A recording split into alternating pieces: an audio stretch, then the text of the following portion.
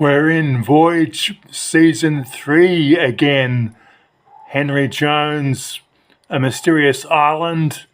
Hold on to your hats.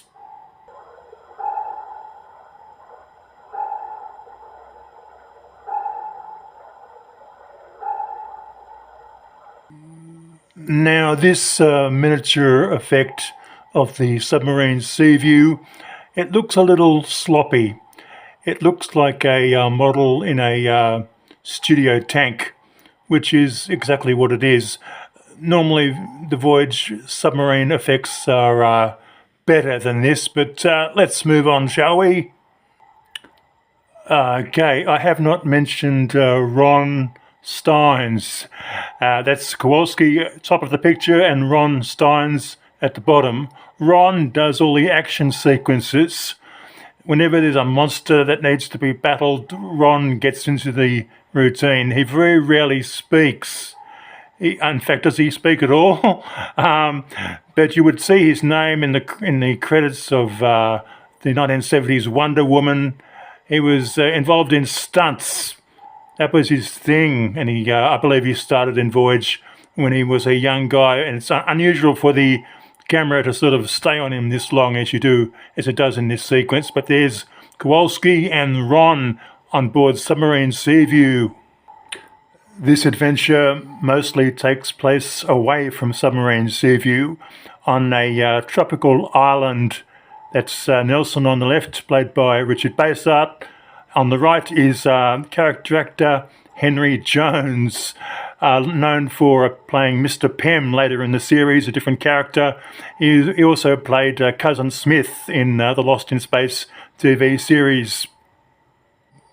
Henry Jones comes across this mysterious gas, and he starts behaving almost like he is he seems like he's intoxicated. That's the only way to describe it. He's actually very amusing, as always. Chief Sharky is also here, and he is shooting at the Lost World dinosaur. Well, let me rephrase that.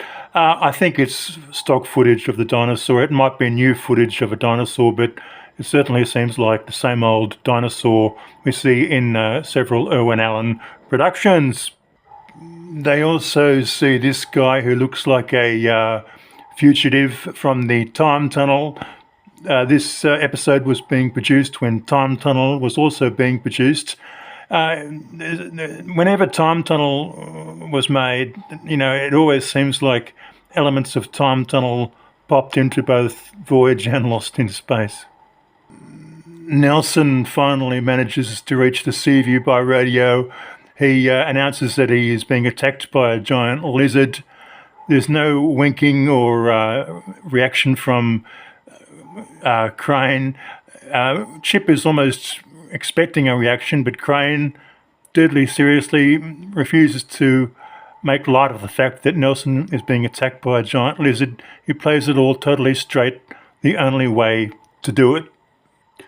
I give this episode 8 out of 10.